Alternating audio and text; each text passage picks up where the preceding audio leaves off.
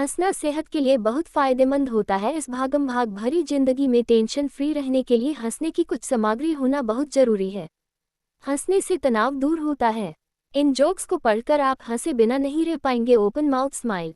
एक बार पति पत्नी शादी के काफी साल बाद अपनी सालगिरह पर एक सिद्ध मंदिर में माथा टेकने गए।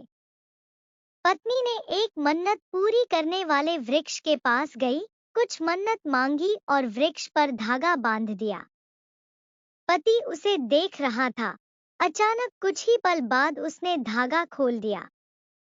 पति ने पूछा, ऐसा क्यों किया? उसने कहा, कुछ नहीं, बस ऐसे ही। पति ने कहा, नहीं, बताओ तुमने ऐसा क्यों किया? उसने कहा कि मैंने भगवान से मांगा कि मेरे पति की जीवन की सारी परेशानियां दूर हो जाए। फिर मैंने सोचा कि कहीं मैं ही ना निपट जाऊं। यजमान, पंडित जी से मेरा आने वाला समय कैसा है? पंडित, तुम्हारी राहु की महादशा शुरू होने वाली है। यजमान, उसमें क्या होगा? पंडित, 8 साल परेशानियों का दौर रहेगा। यजमान, उसके बाद तो सब ठीक हो जाएगा ना पंडित जी? पंडित, अरे नहीं रे बावले, उसके बाद तो अगर परेशानियां नहीं होगी तो तुम्हें परेशानी होगी। No no no.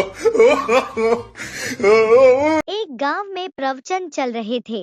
प्रवचन देने वाले साधु ने कहा, काल एक अटल सत्य है। इस गांव के सभी लोग कभी न कभी अवश्य मरेंगे। यह बात सुनकर गांव के सभी लोग रोने लगे। उन्हीं में बैठा एक व्यक्ति जिसका नाम झुनझुना था जोर जोर से हंसने लगा। साधु को उस पर बहुत दया आई। साधु ने उससे पूछा कि बेटा हंस क्यों रहे हो? झुनझुना बोला, मैं इस गांव का नहीं हूँ बाबा। साधु ने तबला उठाकर फेंका उस पर। और सास में इस कदर ठन गई कि बहू अगर कुछ सही भी कर तो भी सास उसके उस काम में कोई न कोई नुक्स निकाल देती। अगर सास कुछ सही भी करे, बहू उसमें गलती निकाल देती। उस दिन बहू खूब गुस्से में थी। सुबह सुबह ही सास के साथ क्लेश हुआ था। तभी दरवाजे पर एक भिखारी आ गया। उसने भिक्षा मांगी। बहू बाहर आए और बहू ने भिखारी को कहा, चल भाग यहाँ से और आज के बाद कभी यहाँ पर भीख मांगने मत आयो।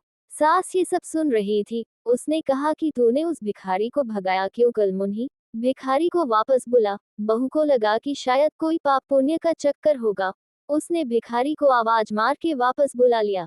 जब भिखारी वापस आया तो सास बोली, इस घर की मालकिन मैं हूँ, ये कौन होती है तुझे भगाने वाली? भिखारी को लगा अब तो यहाँ से अच्छी दान दक्षिणा मिलेगी। तभी सास बोली, चल अब भाग जा यहाँ से और आज के बाद कभी यहाँ पर नजर मत आयो। भिखारी व बहू बेइज्जती का हैवी डबल डोज बर्दाश्त नहीं कर सके। गश खाकर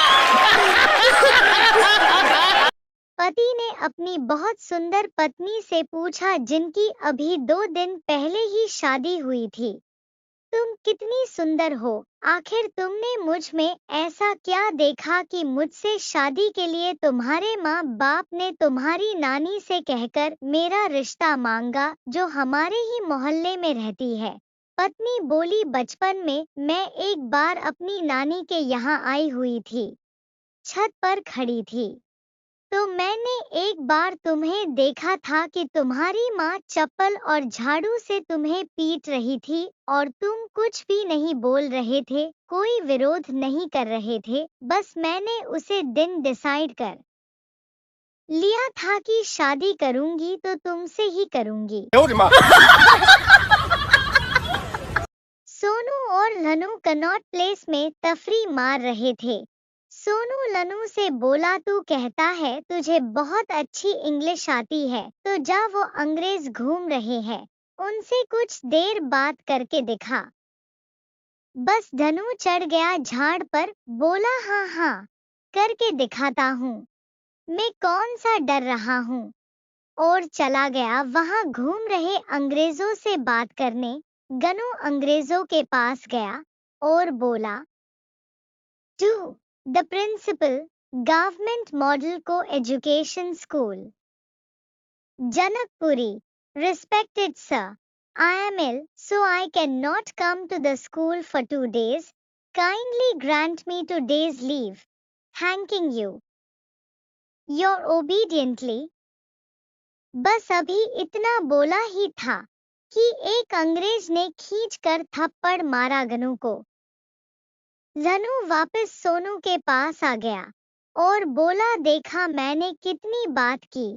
सोनू बोला, हाँ यार तूने बात तो लंबी की, पर उसने तुझे थप्पड़ क्यों मारा? रनु बोला, वो कह रहा था जब तुझे इतनी अच्छी अंग्रेजी आती है तो यहाँ क्यों मर रहा है? चल हमारे साथ अमेरिका, वहाँ चलकर ऐश कर। शादी के दूसरे दिन ही पति किसी काम से बाहर गया तो मोबाइल घर पर ही भूल गया।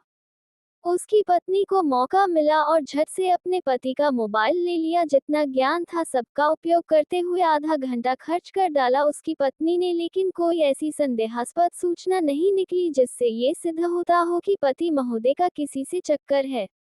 जब उसका पति बाहर से आया तो पत्नी ने गौर से देखा और बोली, तुमने किसी चैट ऐप पर पासवर्ड नहीं लगाया? पासवर्ड की छोड़ो, कॉन्टैक्ट लिस्ट में किसी लड़की का नंबर तक नहीं है। यहाँ तक कि मेरी बहन जिसे तुम थोड़ा बहुत हंसी मजाक कर सकते हो उसका नंबर भी नहीं रखा। इंसान ही हो ना तुम? पतिदेव आनंदित थे और बोले, अरे ना, मुझे इंसान ही समझो, मैंने ऐसा कुछ नहीं किया कि तुम मुझे देवता समझने लगो। पूरा जीवन सिर्फ और सिर्फ तुम पर ही निसार करने की सौगंध ली 7 फेरे के समय। मेरे मोबाइल का पाक साफ होना मेरे उसी विकल्प का परिणाम है, उन्होंने गर्व से कहा। पत्नी ने गर्दन झटक के बोली, ओह हेलो, मैं कोई देवता नहीं समझ रही आपको, मुझे तो दुख है इस बात का कि जिसे किसी ने घास नहीं डाली उस आदमी को मेरे ही पल्ले पड़ना था। ये सुन पति के तोते उड़ गए और वो बेहोश हो गया।